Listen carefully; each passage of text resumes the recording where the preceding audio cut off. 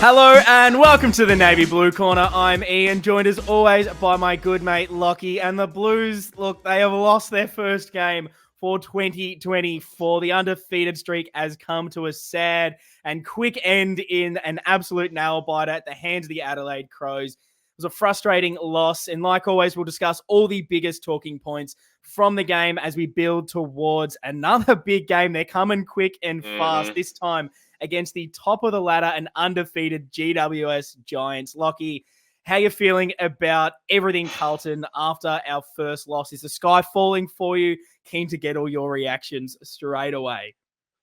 I mean, it's rarely falling for me, as you know, with the Blues, but it does happen at times. So I'd say I'm a little more fragile than I was a week ago, but like you said, that's why it's good that's the beautiful thing about footy. Most of the time is, you have next week to turn it around, which I think we will. No, I'm very much in agreement. Wasn't ideal. Pretty frustrating occasion. We'll chat about everything to do with that loss and all the big issues and how we can maybe fix them as we head towards the GWS game. But yeah, it feels like it's been a long time since we have lost a game of footy, and it's a different feeling now when you lose a game compared to last year. Is there a bit more maturity in knowing that we've been able to bank a few wins? It is very interesting. But before we jump into Navy Noise, we announced it last week and we weren't here with Lockie, so keen to bring this up right now. For those who are watching on Blue Abroad that missed it last week, those listening on the pod who haven't been on socials, don't know what you're doing, but we've got new merch for 2024. I'll chuck it up right now on the screen if I can. Here you go. Have a look at that beautiful bit of merchandise. Got it behind me, and basically this will stay behind me until we sell out. So if you're sick of looking at it, if you're sick of me talking about it, buy them and it can basically stop. All the links to the merch will be in the show description. I'll chuck it in the comments as well, live on Blue Abroad for you. Head over to our big cartel.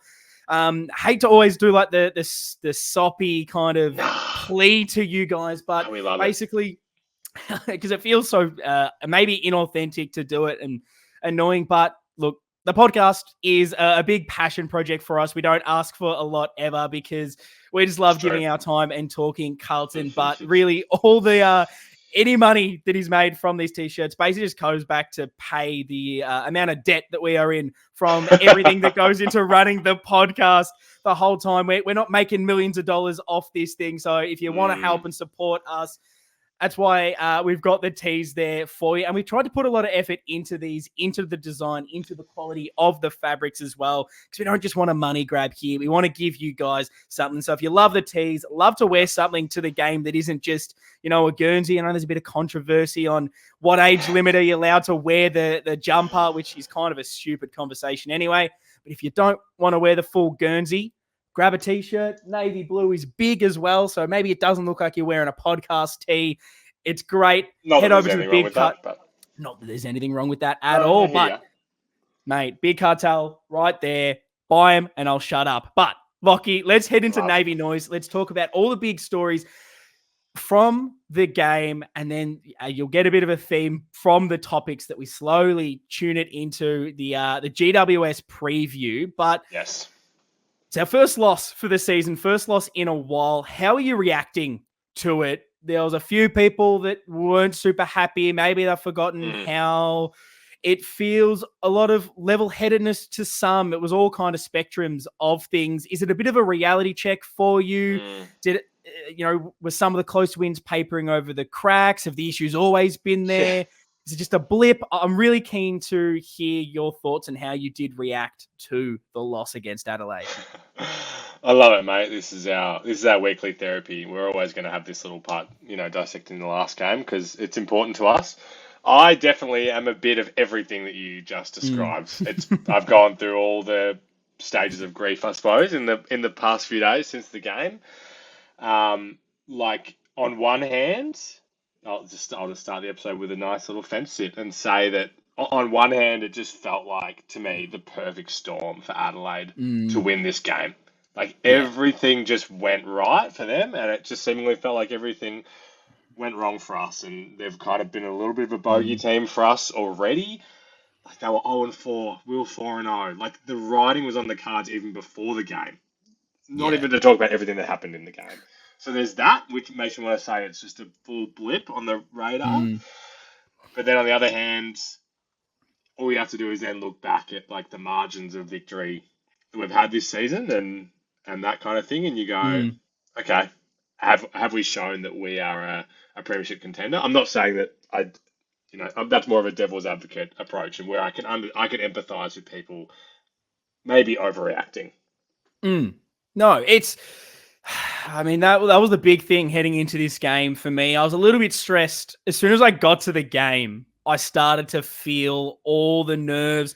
You see the Chero was laid out. I know there was sort of rumblings in the few days before that, whether he had picked up some sort of injury. And when Pito comes in, which we will discuss, that's one of the big sort of talking points. But yeah, it was Adelaide's season was basically on the line. You don't lose 5 in a row and make finals. And they were in a bad umpiring decision, basically away from playing finals with that. I think it was Ben Keys as well, shot at goal. That was a goal that they called a point that cost them. So they haven't started well. And I think their strengths definitely can hurt us. We've seen it in the past. Their style of footy plays well against us.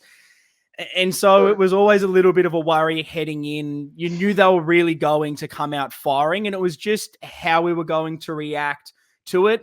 Frustrating that it was another close game, and we had said that there was such a maturity to the way we handled a lot of the closing games. Recently, we had that massive record of all of our last games that have come between the margin of sort of 6 points and under. We've won them all. We've won the close games, and we said on this podcast, at some stage, you're not going to win one of those. You can't just do it every single time. Can't have that sort of escape artist mentality. And I think the way I'm trying to level-headedly take my reaction from this is, look, you're going to lose games of football. It's really kind of not the greatest bit of analysis there, but sometimes you will just lose to a team worse than you. Even look at Melbourne this week. They were flying, looking one of the top 4 premiership contenders. They just lost to a Brisbane Lions at home that you didn't expect them to. They didn't play well at all. And we lost to an out-of-form Adelaide. You can't be perfect, and that doesn't excuse the performance at all. I'm not trying to say that, sometimes you just have an off day. But right now, it is not me trying to look at this super negatively and, the sky's falling, we've lost, we're horrific. All those close losses mean, all those close wins, maybe we probably should have lost those. I'm not trying to delve into all of that. I'm looking at this in isolation, saying that right now it's all about what we learn from this and how we bounce back. Yes, some of these issues were sort of bubbling under the surface, but we've got tough fixtures coming up now. And maybe we're going to rue the loss a little bit because it's one we should have won against an opposition we should have beaten. For sure.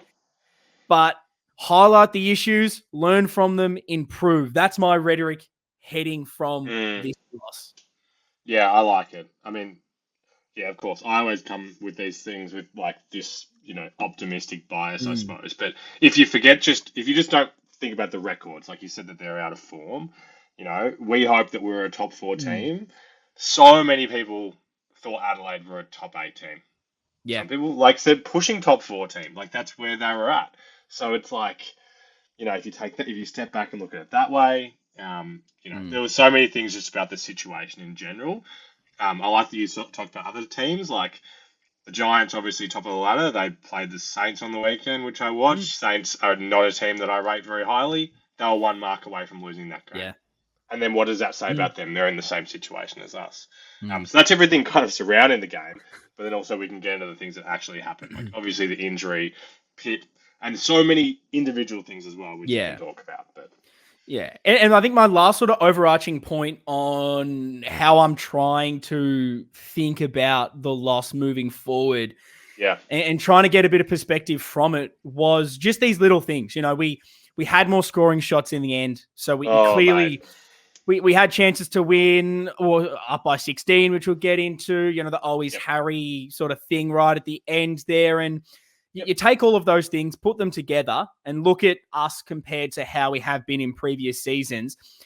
and you can say that this is a ridiculous take. I'm keen to get everyone's thoughts in the comments watching this live on Blue Abroad, and I want to know your feelings. I want to know, are you really saying that this was on the cards, that it was building for ages, we're not as good as we think we are? Want to know everything, and if you're listening in podcast form, at Navy Blue Corner is where you can get in touch with us. I really want to know where everyone is at a few days removed from this, because again, how I'm seeing this is, we had these chances and put ourselves in positions to win, while I think we played pretty poorly for the whole game. We were not great. We didn't rock up with a great energy. There was so many errors. So many things went wrong. For us to be at a level where we played so poor, yet got ourselves in many positions to win this game, I think that says a lot about the quality that we have. Whereas this game last year, this game 2 years ago, we're losing that by 40, 50 points from how the opposition was and how poor we were. So I think the positive side is we clearly have improved, and there is some positive, I think, to take from that. Yeah. No, I like that a lot. Just one note that I wrote down, because I was like, I have to look into this in terms of like what Adelaide were. Like the fact that they kicked 16 goals for, like that 4 goal to 1 behind ratio, like that a ratio like that has happened in one other game this year, and it was Geelong over Hawthorn. And even in that game, Geelong still had more scoring shots. There's just so many aspects of this game where if it just was a little bit tweaked, like you said, we would have just gotten over the line. And that is like, I guess, not looking at the cracks, because it's so. I don't know about you, but I just find it so hard to separate the result from like what happened throughout the game. Like if Owies kicked that goal, are we going to be sitting here, in this same mood? We're just not, and it's just another week of like Yeah, 100%. Like you kick that goal, and it's the narrative completely shifts to, look, we weren't great, but we found a way again. And that's the issue with these close games. Exactly. My issue, I think, a lot more on this result in particular, and probably more the performance, was, I think, compared to the Freo game, there was a lot more that I liked from the Freo game. I thought we defended a lot better. There was more aspects of positivity.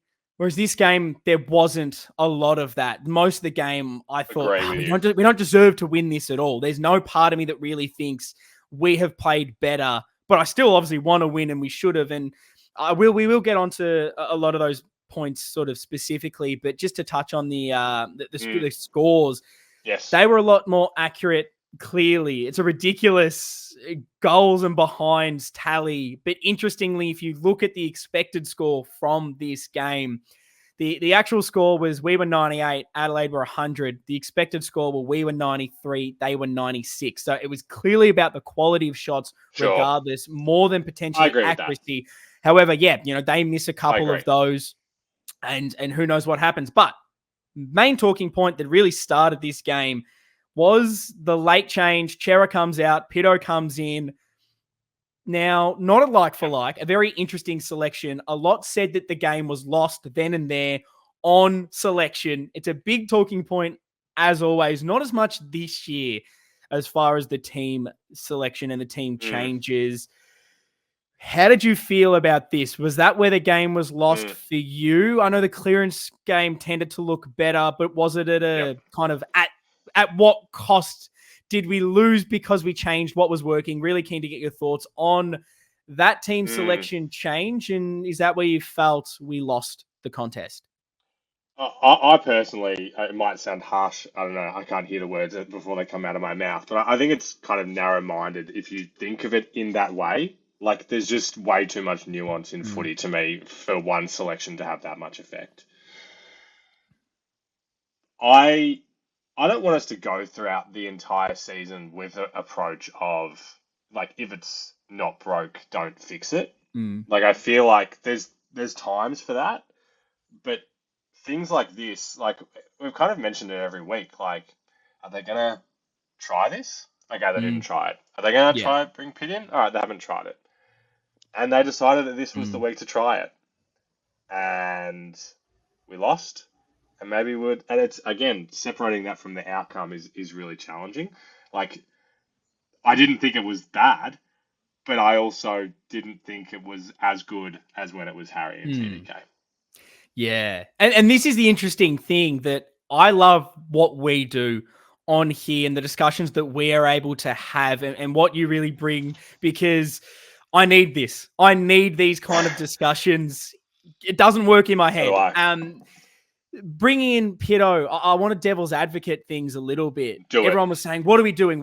It's not a like for like. Why would you possibly do this? And to defend it, whether I agree with it or not, I think the reasoning, you can kind of make sense of it. You look at our injury list at the moment. We don't have a midfielder to bring in for Chera. If we have Doherty, if we have, I don't even know, we don't have that many midfielders anyway currently, but if we have another forward and maybe a Kennedy-style player wasn't in the 22, you can bring him in. A Carroll can come in. Fortunately, they're already there. So that kind of is a bit of an issue surrounding this. I know Carroll was the sub, so maybe you could have pulled that lever, but I can understand that maybe Carlton thought, look, we've lost a midfielder.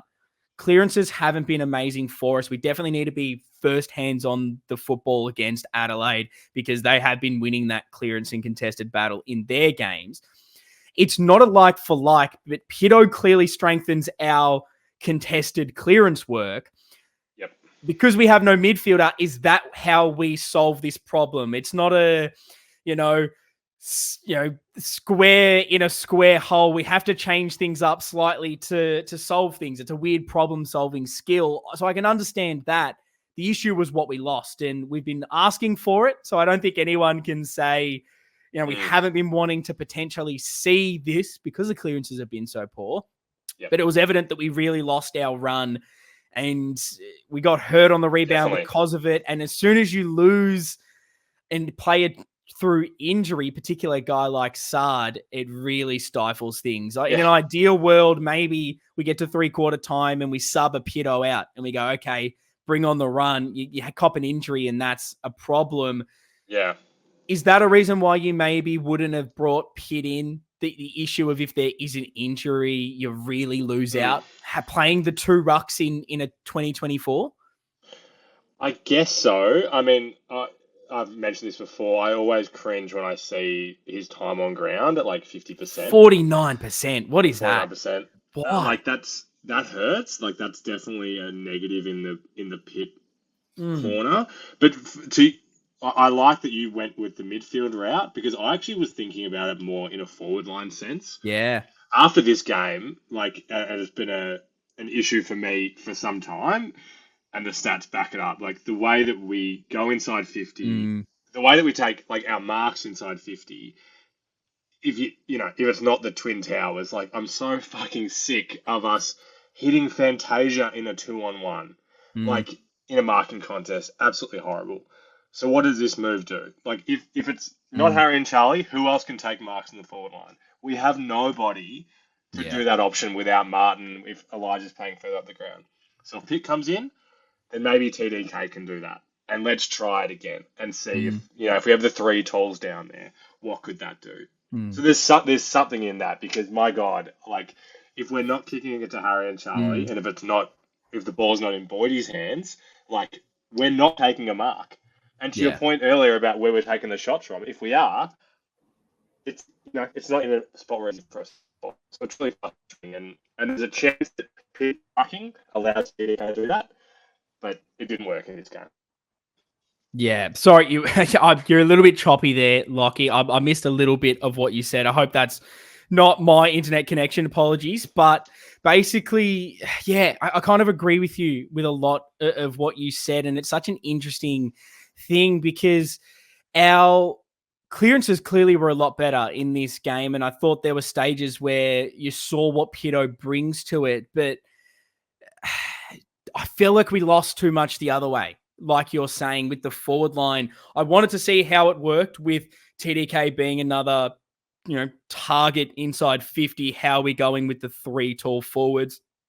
Didn't work. We weren't getting that separation from the 3 talls. We weren't being able to get a lot better looks inside 50. Did we lose something because Harry isn't able to play up the field, play inside playing like the center square and being able to actually win a lot more of the ball higher up the ground and create more space for us? I'm not sure. And it's this very small sample size. It's one game. Is that going to be how it works every single time? Playing the two ruckmen?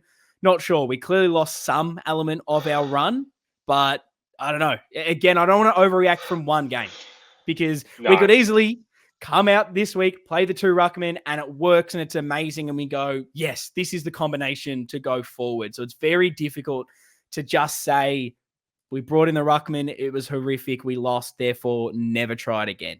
But I want more from every element of what we saw. But clearly for me, that wasn't just the only thing that went wrong. So Lockie, this will kind of be our pivot of what went wrong in the Adelaide game for you. What lessons can we take from the loss and build towards the GWS game? How can we sort these out? And I almost want to have this as a little bit of a thing going forward. When we bring up these, what went wrong in this game, I want also is this an overreaction from just one thing that went wrong one week? Or is this a real problem that needs to be addressed going forward? So I'm keen to know, do you have any key points on what were the big issues going from this game going into our GWS game? Well, I think I want to hear your take on the forward line connection piece, because this is not new. It's a persisting issue, and it's a problem with personnel. And I think, and I'm concerned that it's an issue with game plan or mindset of players as well. Where are you at with that? Because I didn't feel like it was good in this game, and like to me, it doesn't feel like a just a this game issue. It feels like we could have, if we maximised this in other games, they wouldn't have been close games. It hasn't been great, and it hasn't been great for a long time. We've never been amazing entering the ball inside 50, creating a great deal of space. Sometimes we are bailed out a little bit by Perno and Mackay. It's such a tough thing. I would love, again, someone to be asking Vossi about this and things we're trying, what's going on, because the mid-forward connection isn't amazing, and then how it's working inside 50 is poor. The amount of times, not to single him out, but it's just an example, like a guy like I found, Matty Owies, was constantly getting in the way, the key forwards going up for marks, and that's not what you want. Our crumbing wasn't ideal. It started off really well. You know, I think Harry takes one of the marks early on, and you're starting to go, okay, here we go. We're better than their key defenders. We're going to be creating a lot of space. It's a quick, short ground at Marvel, so you can, exploit that and allow these sort of marks inside 50. But we aren't doing this. And I had this as a stat leading into the sort of blueprint to victory, but I want to find it here because I think it is quite interesting that we rank 13th for marks inside 50 in the AFL. That's not good enough right now. We should be, with the absolutely not pillars that we have inside 50, doing a lot better than that. We should be at least in the top 8 for chances inside 50 with those marks. And so that's a bit of a problem. And is it, I'll throw this to you. Do you think it's just an issue of the personnel that we have available? We know that this is really the area we've never had consistency with personnel. And we'll talk about the depth chart with some of the injuries we have, but no Jack Martin, no Fogarty, no Cunningham, no Silvani, no Motlop. Those are guys, most of them, pretty much, if they're fit, they're playing. So does it change for you? Is it just an issue of personnel not being fit and available? We went the 3 small forwards. Is that an issue? Where are you seeing the personnel playing a role in it? Or is it more game style, if you are to not fence sit on this one? I honestly do lean more towards personnel. On the small forward part, I think that is a papering over the cracks thing for me. That it's been there every week this season, being concerned that we're not getting enough of a total collective out of those 3, and the wins have kind of allowed me to let that kind of slide. But like I mentioned before, with the you know, Fantasia getting kicked the ball in a lead in a 2-on-1, like, I think we're just missing that guy. When I'm Yeah. not saying that it necessarily needs to be him, but that third guy or even a fourth guy.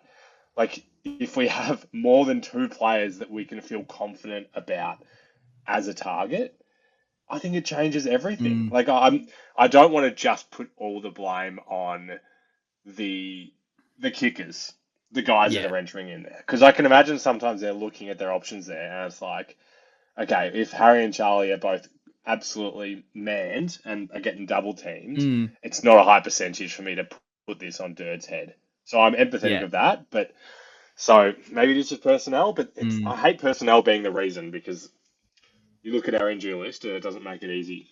No, it's tough. Like Jack Martin, he brings a lot. He brings pressure. He brings marking ability, goal kicking ability, takes the pressure off.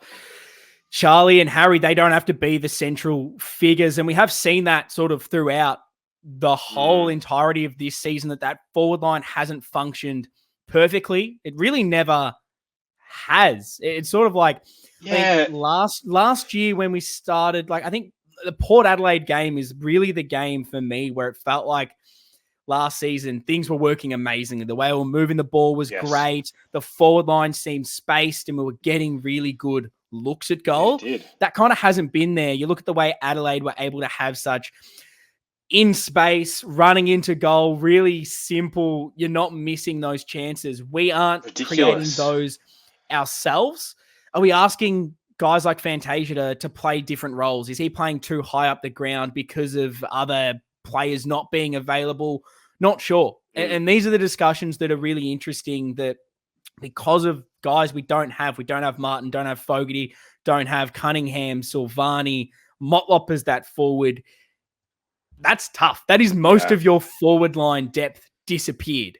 So you're running out of options of things you can potentially try, which I wonder if that's causing issues. But I don't know. I'm maybe putting this at the moment, and this can be something that we can revisit in the next month's time with the personnel we currently have available, on the coaches to sort this out right now, because we've brought in Jordan Russell. Okay. This is kind of the coaching move we've done in the off season to improve things. Hansen, okay, more responsibility on the game day. You don't have to worry about the forward line now. We're bringing in a guy to sort this out. I have not seen necessarily this season an improvement in this area. No. So I'm sort of putting the blowtorch on, a guy like Jordan Russell and the coaching staff to be inventive, to sort something out in this space, because I want to see how we're evolving, because that's always been an issue. We've talked about this for years. It hasn't been perfect so far. So let's find a way to sort that out. I agree. What have you got in this department? Yeah, look, it's been a bit of an issue. This is the worst I've seen it. It was just an inability to defend the ground. That was what lost us the game, really, in my eyes. I agree. Not only do we miss a lot of broken tackles and things like that sort of let them through at the worst stages, the lack of energy and pressure early was a bit of a concern. You knew that Adelaide were going to come out strong. So were we prepared? What's happening in that space? But how many times did we just allow Adelaide to go coast to coast from a kick in?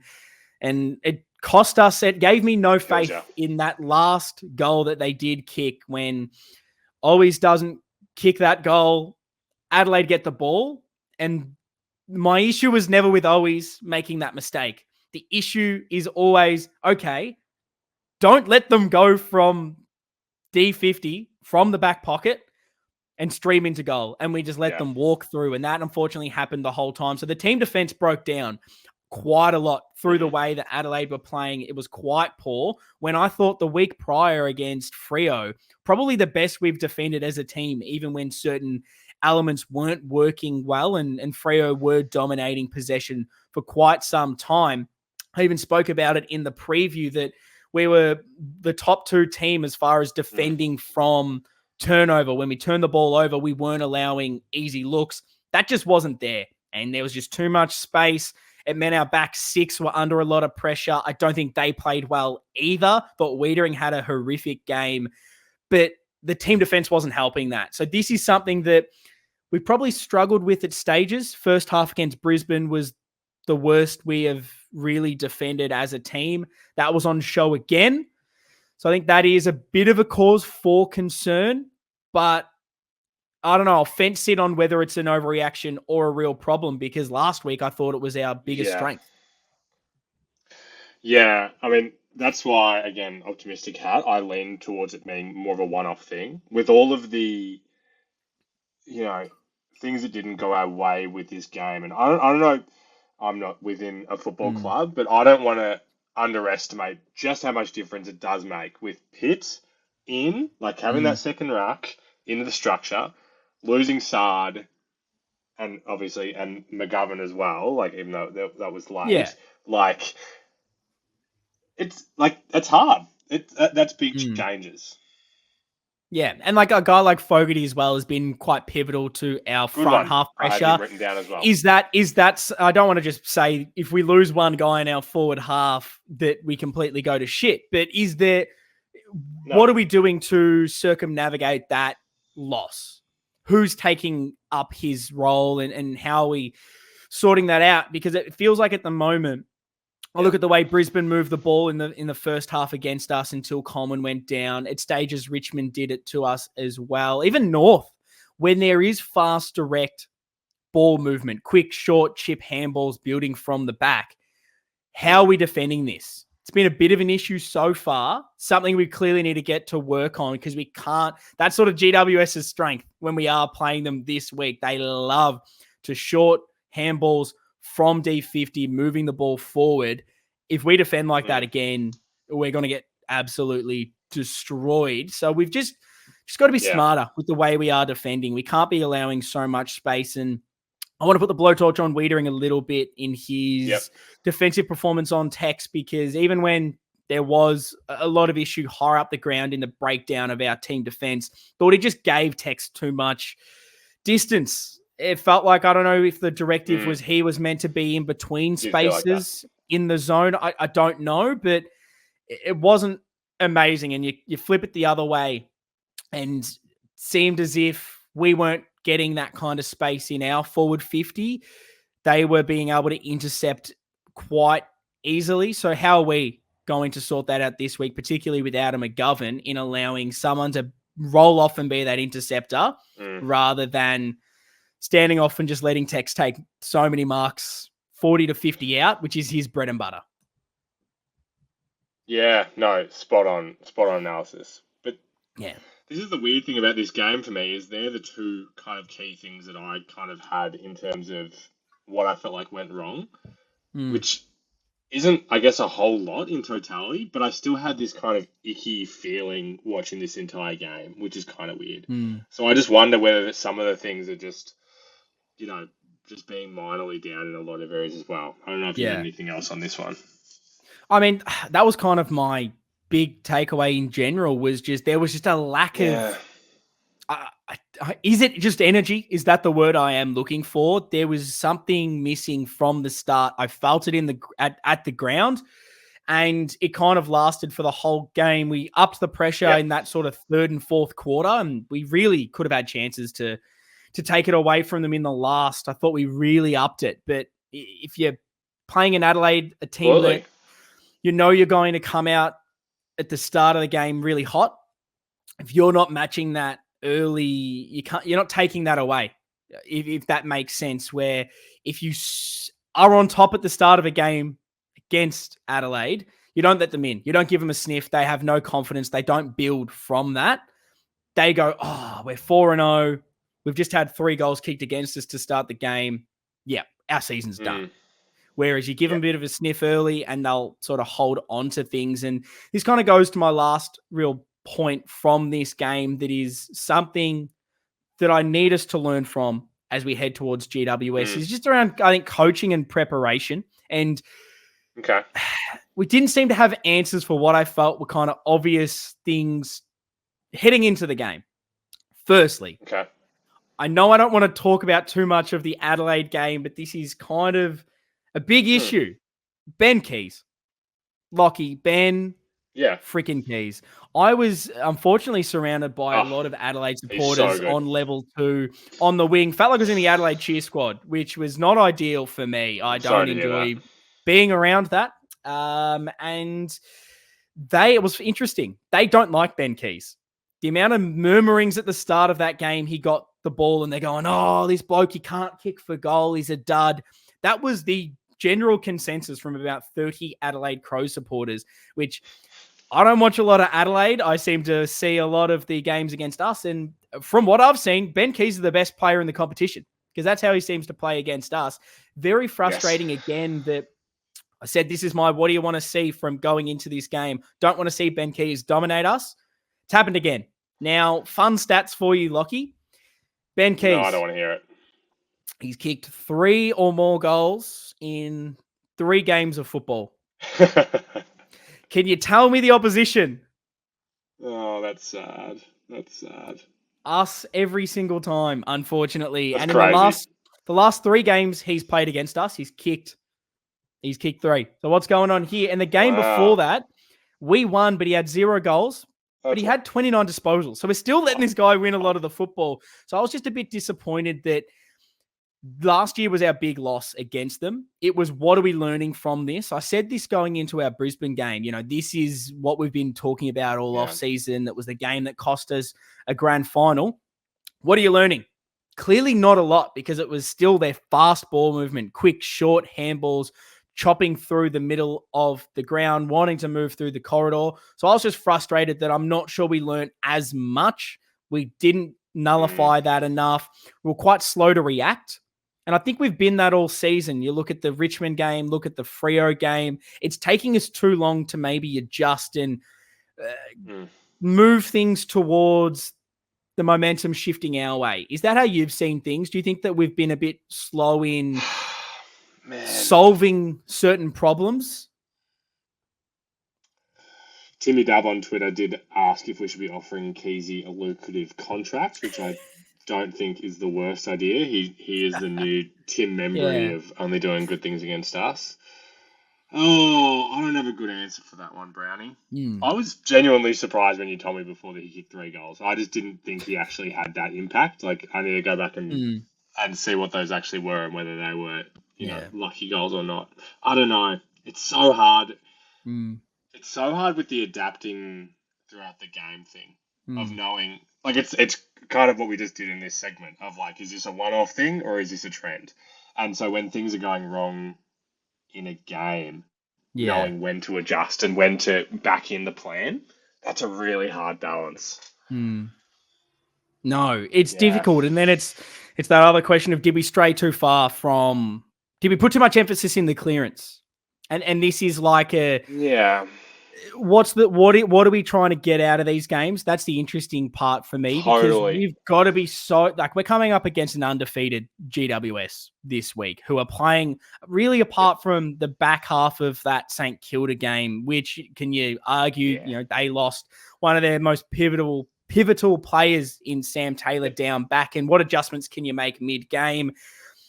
We've got to be prepared for them, and we've got to be smart. And I don't want to be going into that game and then going out after it and going, everything we knew was going to happen from that game happened. We didn't have a plan for it, because it looked like that when you look at certain things in isolation, the Ben Keys, the ball movement. It didn't. What was the plan? Because it didn't seem to work, and that's a problem in that.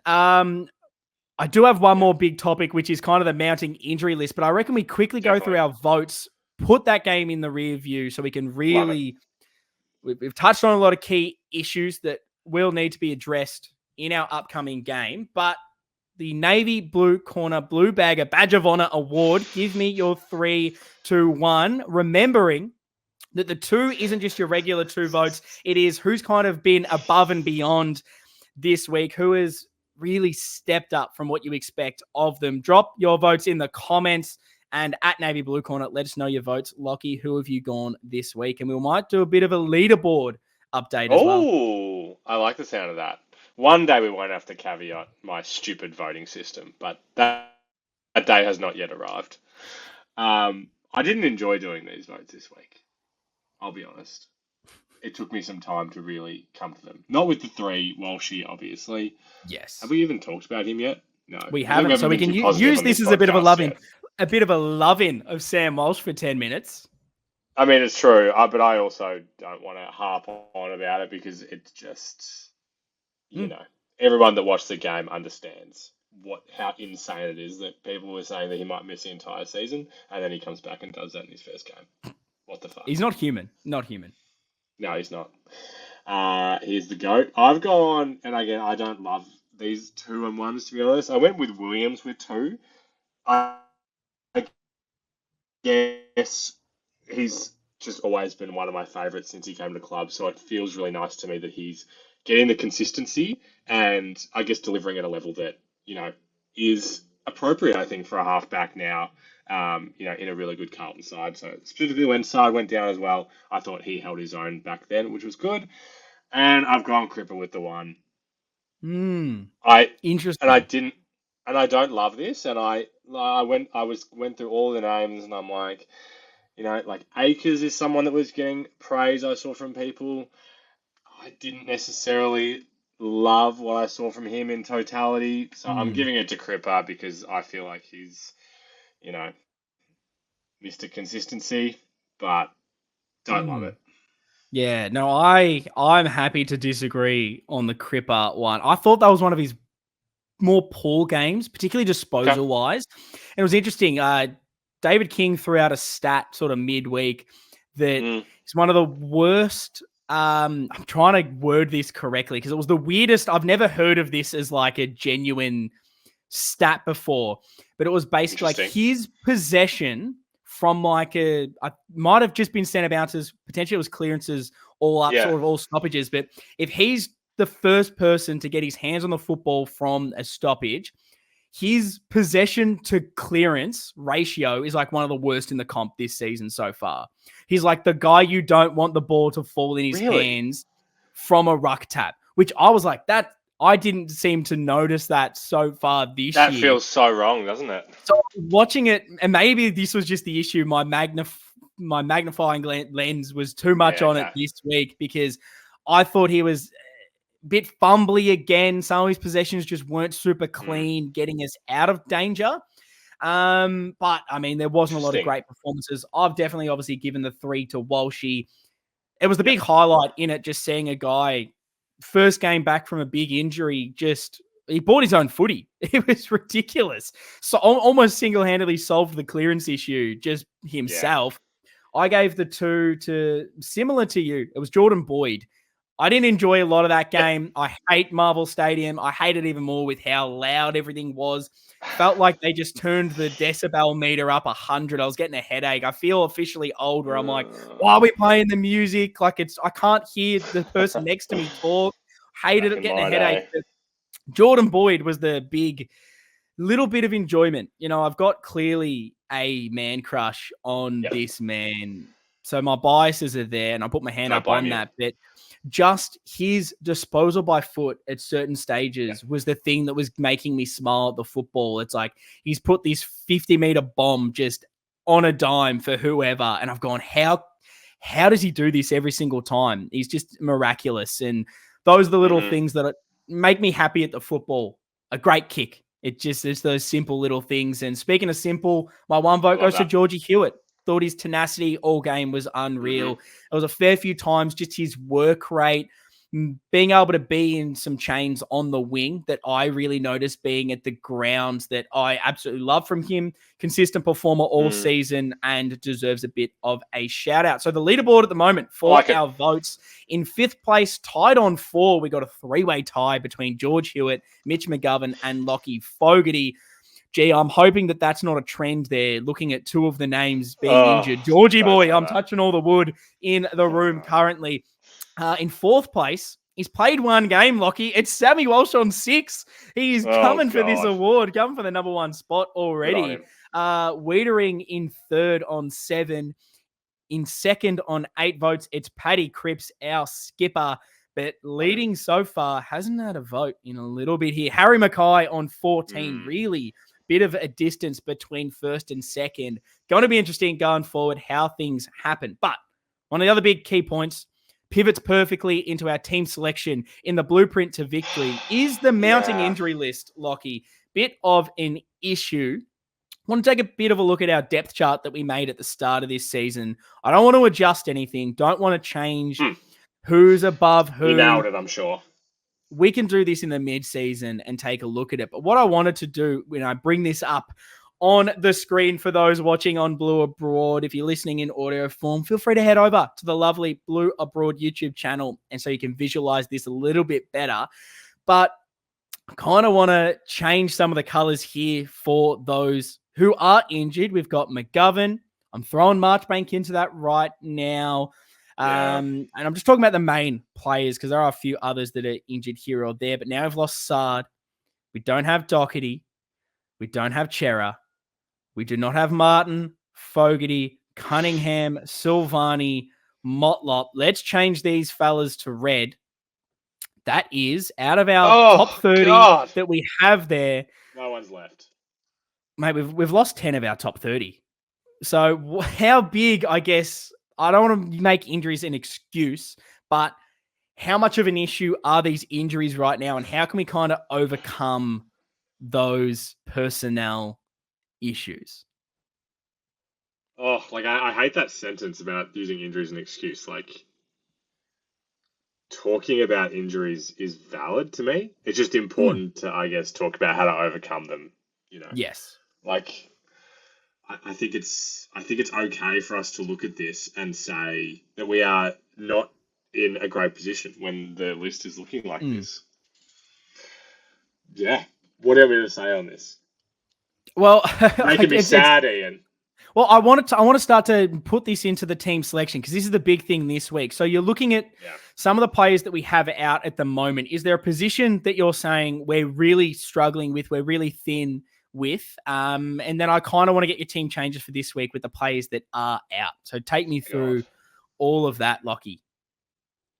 Take you through all of that. Well, I tell you what, I was too depressed to do actual full here we go. Changes. Here we go. He's in London and he's getting a bit lazy. I like workshopping this together. So can we start off? Yes. Are you feeling confident that every red name that you've done there will be available this week? Is that confirmed? Confirmed that Ches, for example, he can't come up? No. So basically the only one that is kind of a 50-50 at the moment is Marchbank. Everyone else is out. There's 2 to 4 weeks on all those guys. It's not ideal. Is Motlop getting a little bit closer? Probably not. Marchbank's really, at the moment, could get up for this. Missed with a bit of back soreness after the concussion. It is Marchbank, so you never know if that back soreness turns into 6 months on the sidelines. The poor bugger, he just seems to pick up the most rogue injuries. But let's say Marchbank, let's take him off. Let's say that he is up and available for this game. How does that change things? Let's go for the first one. Mitch McGovern's out. How are we replacing one of our key defenders? God, that's so hard for me to now decide between those two. I shouldn't have pressed you. Then I could have just said Lewis Young comes in because I don't know how I feel about Marchbank coming straight back in. I guess from everything. What do you think? Well, I can almost throw an even bigger spanner in the works. There's talk of even a Cowan coming in for Mitch McGovern, and this is really around, which he's got a bit of height. He plays a bit more of a marking interceptor, and if you look at the way Gov's played so far this year, hasn't really been that lockdown as much. They've gone, I guess, your Wiedering and Kemp / Marchbank as maybe your more defender. McGovern has been more of a halfback distributor, moving the ball forward. That's something that Cowan is really good at. Watched his game in the VFL and played really, really well. I was quite impressed with his performance. Definitely putting his hand up in for contention. But I would personally be looking at more of Marchbank Young to cover that. I mean, when you're looking at GWS and how they match up at the moment. I was going to say. Got Jesse Hogan. You'd assume that is Wiedering straight away. And then they've got guys like Cadman, still really young. Guy like Riccardi, little bit different in that sense. So I would assume that Kemp would go to a Cadman, and then Riccardi. Is that can you go a bit smaller potentially? But I think you put your best out there. So if Marchbank's ready to go, if he's fit, he comes straight in. Okay. Otherwise, it's the more I think about it, I'm starting to say if Marchbank's not there, I might throw Cowan in because I think I want us to move the ball from the back. And I don't know, Riccardi doesn't. I don't know if a Lewis Young works that matchup as much. What are you thinking? Sure. Yeah, I understand. Oh, just makes me nervous. I mean, any of these scenarios make me nervous. And bringing any of those guys in, I'm not filled with a lot of confidence with any of them right now. But I guess, like I said, this is the time of the season to try things. So if bringing him in, and then you've got someone else that you like to bring in for Saad that gives you faith in that back seven, then I'll listen. Yeah, well, there's a component as well that you can also, I guess, have Young come in and be a bit more lockdown, maybe on a Hogan per se, and have Wiedering be a bit more intercepting, and they can kind of rotate through that as well. So at least I think there's options for the key defender kind of replacing McGovern. Then Saad, is it as simple as Chincotta? If he is okay, they seem to manage him in the VFL, didn't play. Not a lot of word out from that. I'm assuming that it was a case of, Jesus Christ, we cannot have him get injured this week. Let's just make sure he's 100% ready to go. Is he, if he is ready to go, that guy that comes straight in for Saad, or is there someone else that you are allowing to come straight in? Is it a Cowan for you? I think he very much deserves his first crack at senior footy this year. I feel good about that. Yeah, I'm very happy. I'm happy to see Chincotta, and I like that he has been someone who has been trialled a bit higher up the ground in the midfield in the VFL this season. If that's an issue that we need more numbers, you can move the magnets around a little bit. Does he get some time on the wing? Does he get time half forward playing that kind of dock role? Wouldn't surprise me if that's an area they go down. Weirdly, wouldn't surprise me if Cowan and Chincotta come in and we use Cowan down back to replace a bit more lockdown to really free up a Williams and Boyd more. And Chincotta just plays higher up the field. There are some options for that. It's the other areas that are interesting. Yeah. Are you playing Pitternet again? Are you making any changes to the front 6 or 7? Lockie, where are you seeing the team at this stage? And I'll throw another name out there who maybe hasn't performed so far this year. There's been a lot of rhetoric around, does Ollie Hollands need a bit of a go back to the twos and just get a bit more confidence because you haven't been playing to the standard we saw last season? Where are you seeing that kind of midfield mix and front half of the squad?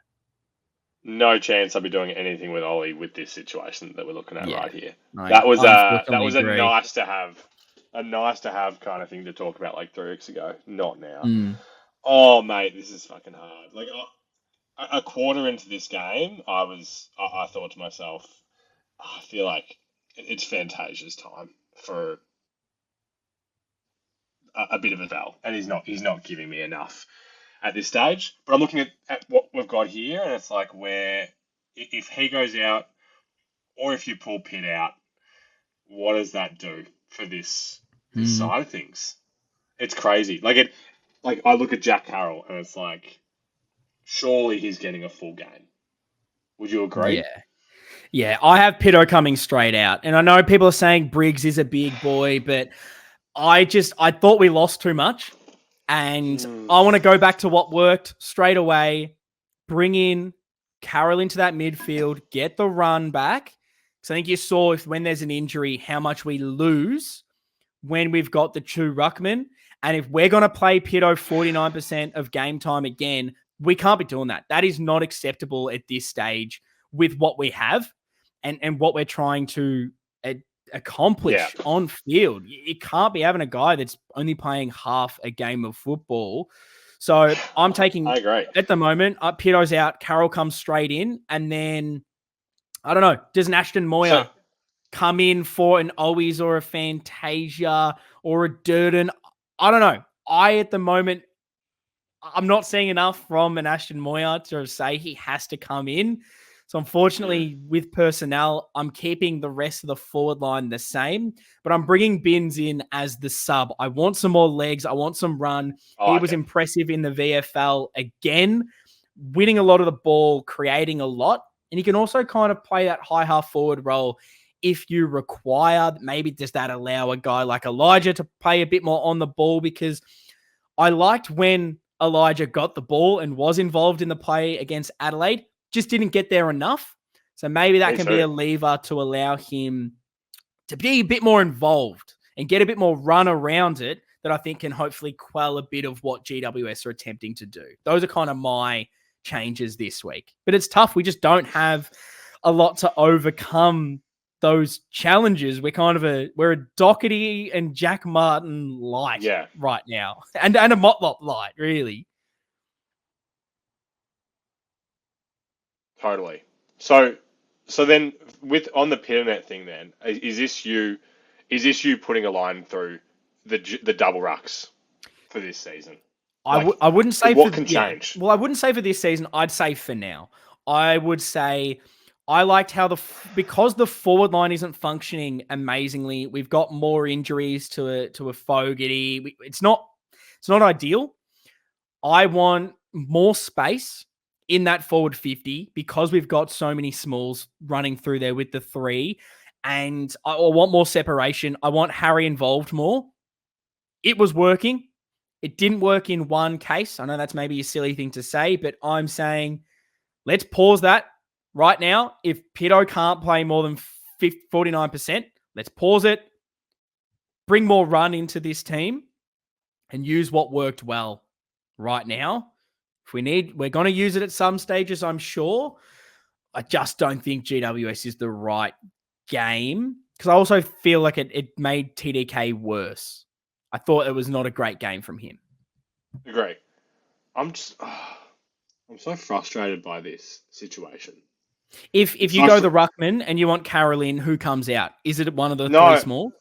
But this is the thing. I do agree with you that I would be doing the same. I guess I'm frustrated because if we pull Pitanet out now, I just don't understand how.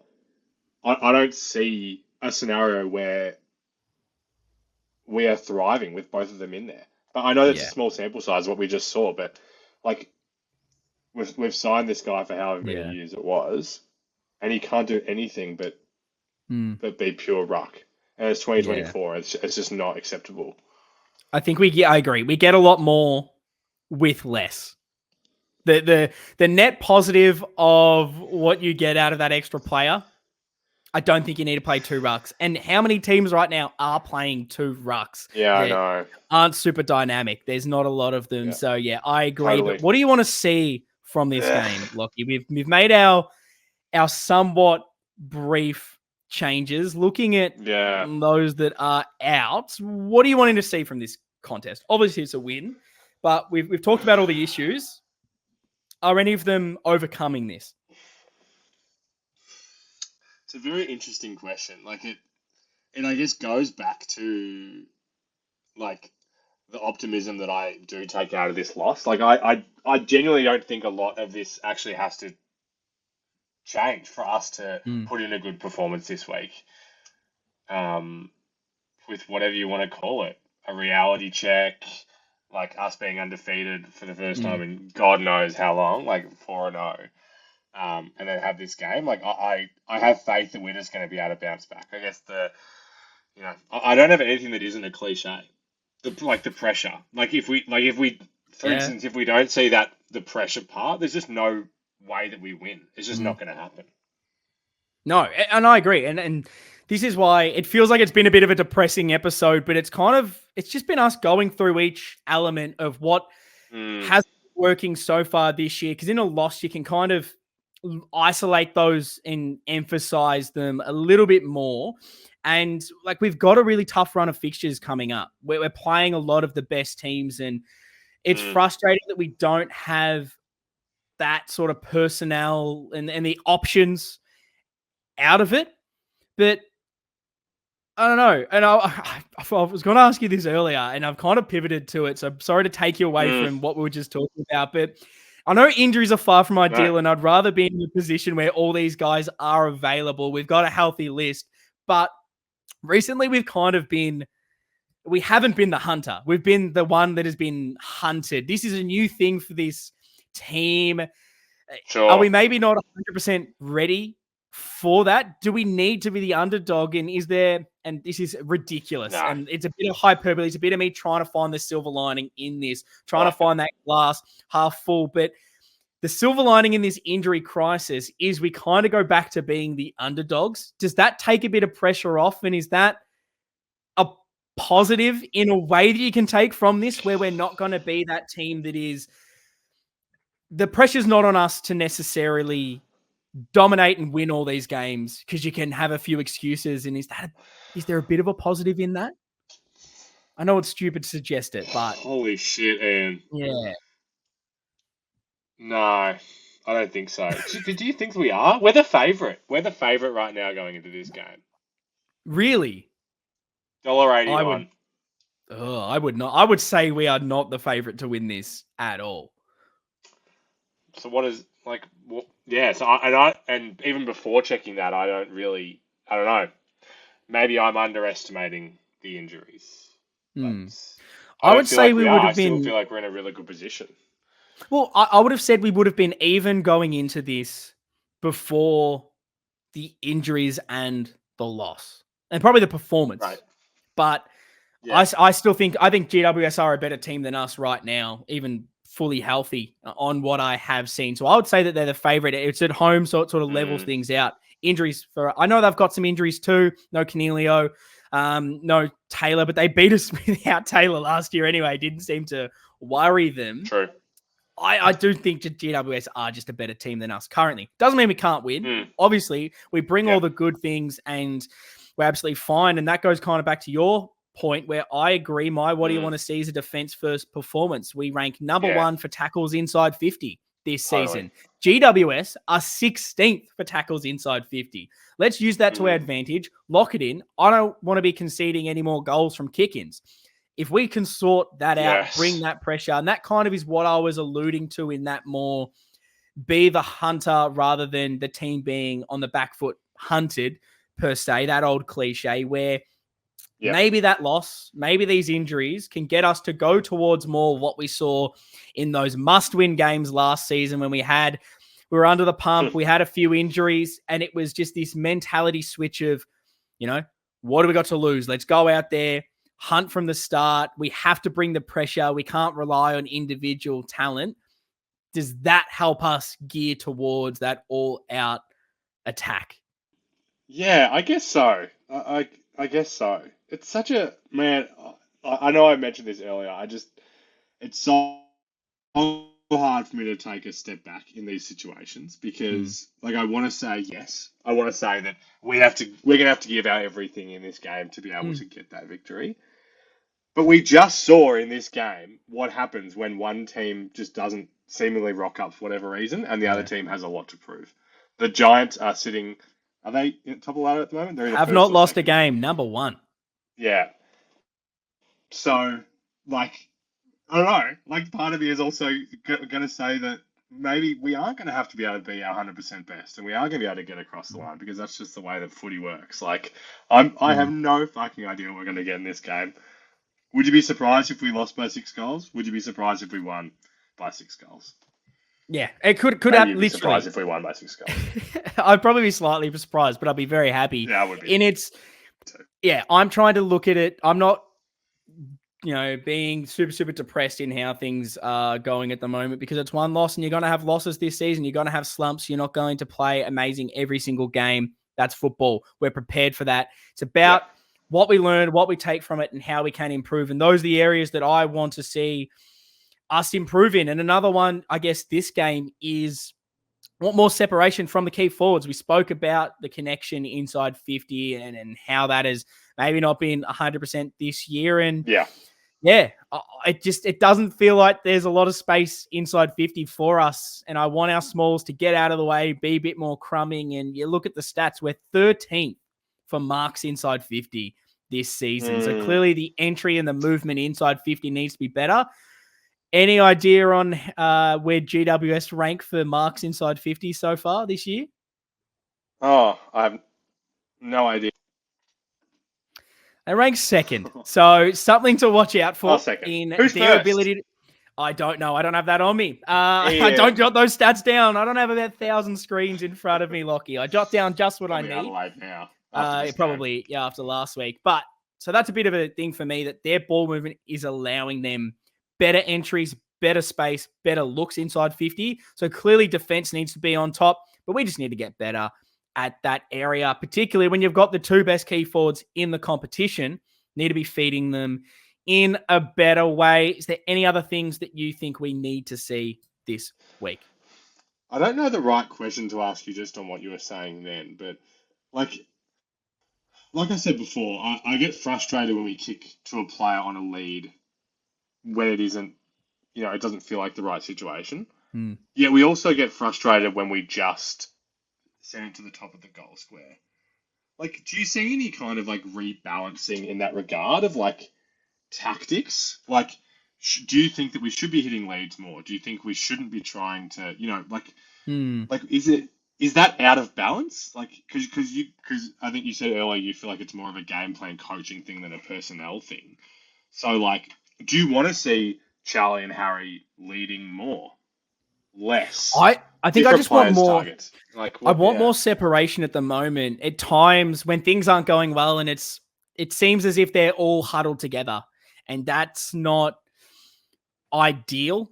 Clearly, you need it at stages, but I don't know. And this is it. Like, we clearly aren't, because it's never been amazing, the best coached forward half team.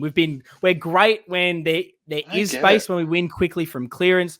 And we've been able to score well off turnover this season. So clearly there has been slow increments and improvements. But have you been able to say consistently with this iteration of this team that the front half has been amazing with entry inside 50 and the game plan of how we move the ball from mid-forward connection? No, it's always been an issue. So is it a personnel thing? Do we need to sort this out? Because I go back to the depth chart and my main, clearly something at the end of the season needs to change. I'm not saying that sack Russell. I'm not saying it's bring someone else in. I'm not saying what this is in particular, but something will need to be adjusted. Part of me goes, you've got Jack Martin, you've got Cunningham, you've got Silvani. All three of those players miss game time. Bit stiff on Jack. I know it's an ACL this year, but he's never consistently out there. He has little injury niggles here or there. But I'm looking at that kind of mid-forward connection there. And is it just a case of we need to invest more in players that can play those roles that have durability? Are we simply not playing well in this area because 4 out of our fucking best 6 aren't available? Out of that right now, it's Elijah Hollins and Matty Cottrell that we mark as those general half forwards that are available. That's clearly not good enough. So what are we doing in that space? I know Fogarty's a stiff injury on that front, but clearly something's going to need to change. Is it just personnel? Is it coaching? I think it's clearly both, but I'm at the moment, it is. Because we've got the injuries, I'm putting on the coaches to find out a way to get it about this, because the best teams do. I agree. No, well said. That's the biggest head scratcher for me, to be honest. Like, there isn't an obvious solution in that one, so I don't envy the coaches. But fix it. Yes. So, Lockie, I want to go to the Gorilla Corner, because I do have a bit of the what do we need to overcome that'll lead us to victory, but I don't want to touch on all the points too much, because I know there's going to be some great juicy questions to put us in the hot seat today. And so I want to make sure I don't completely just answer them all before we get to them. So Lockie, we chuck them out on the socials at Navy Blue Corner on Twitter and Instagram. What have the lovely people had to say this week? Well, they always come through with the goods, but we always do a great job of like addressing them all before we actually get to it, which, maybe we've got to adjust something there. Do the questions at the start. There's probably something there. You want to do some podcast admin right now? Is that what we're doing? Why not? No. So, I mean, I'll call out some of the things that we've already talked about. Like I said, Timmy Dubs' call out for the Keys contract is obviously a good one. Brad Nickel asked if we were the match committee, would you be reluctant to drop Pito given the outs? I think we've kind of agreed. We unfortunately will be making way. From Dom in the Den, more soft tissue injuries that you can poke a stick at. Which line are you most concerned about? Is it the backs, mids, or forwards? And will we eventually get to our best 22 assembled this year? I like the end of that question. Please, I hope so. I hope so. And you need it for the back half of the season. So if you go on a glass half full, do you genuinely think hopefully, I just want Jack Martin back, please, because we've got no one else that can play that role, which is clearly a list issue. It's definitely the front half. We've got a lot of halfbacks, and I think Sard will be back. McGovern won't miss too much time either. Chera won't miss a lot. Just frustrating that you finally get Walshy back, and then you lose everyone else. I know Nick Negropontis on Twitter is like, it's like you have to trade a soul every time you get a player back off the injury list, which I think that's one of the funniest things that I've heard on that. But yeah, front half is an issue. We don't have. It's not that we don't have great small forwards, but no one's really proven themselves so far. And Motlop was probably ahead of that. To not have him is frustrating. And then to lose out on all the other connectors is an issue. But yeah, we need them out there, clearly, back half of the season. So Shane Harrison asked this on Instagram. Fantasia, is he adding value?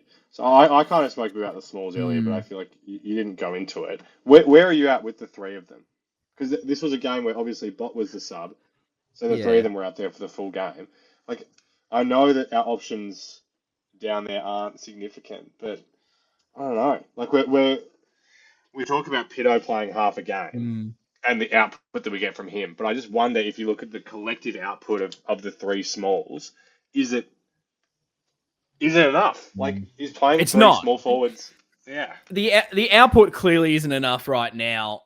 I would say that with the loss of Fogarty, I think Durden's the one now really bringing like it's actually using Moneyball correctly in trying. What's the aggregate? We got to replace him with multiple people here, and that's kind of what I guess with Fogarty. It seems as if at the moment Fantasia's playing a bit higher up the ground in more of that connecting Fogarty role, but Durden's bringing that tackle pressure. Yep, and it's not ideal. It's not the best thing to have in this time and place, but I'm not sure what else we can be doing with who we have available. The only other suggestion really is a Moya comes in, but I just want him to just keep developing in the twos. I have not seen enough where I'm seeing, yes, he's going to be a better output than what we currently are getting. Maybe I'll be proven wrong in that because he plays slightly different as a bit more of a marking option.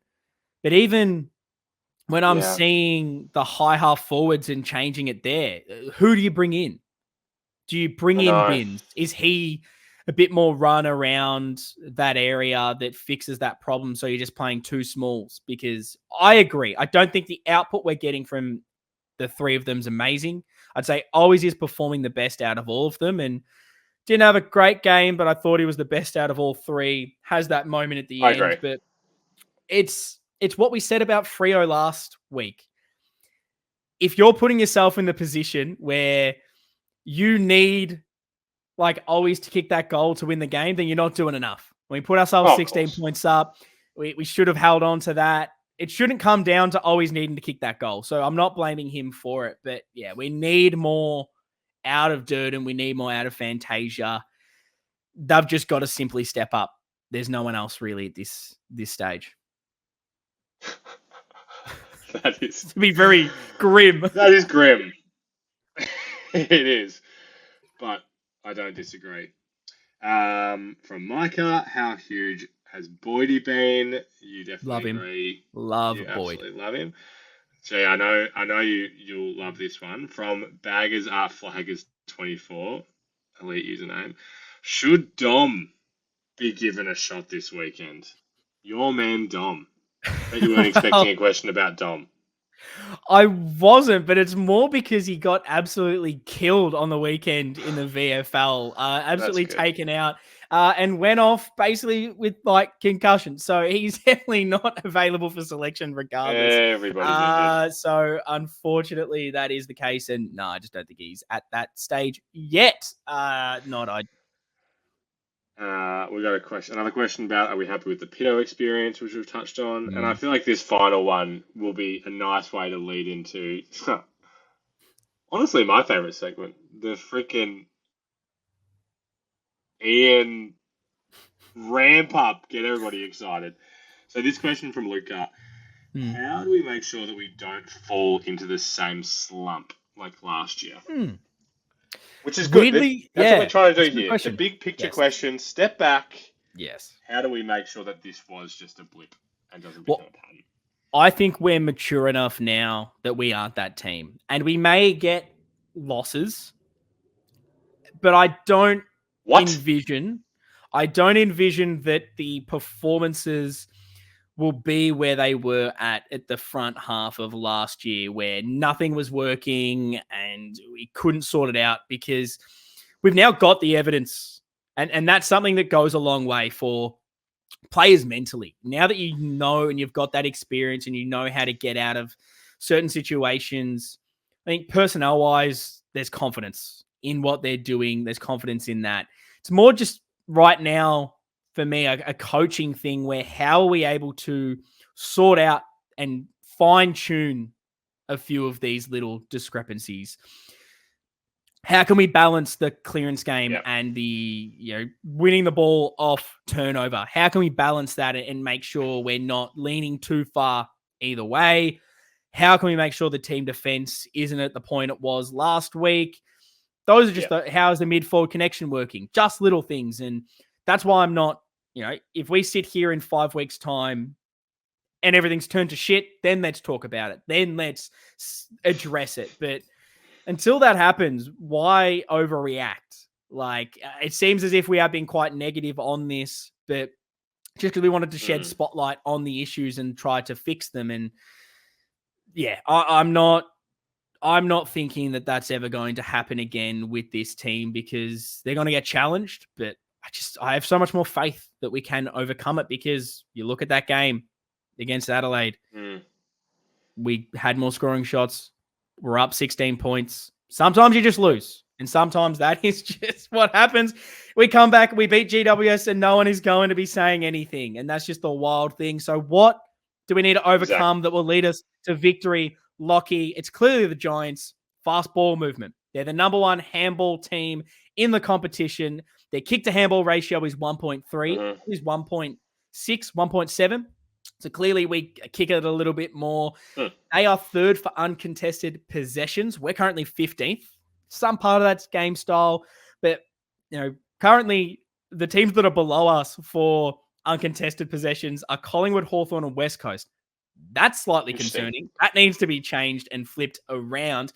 But we know that they are a team that builds from the back. So don't get beaten by what you know. Against Adelaide, it was their ball movement and Ben Keys.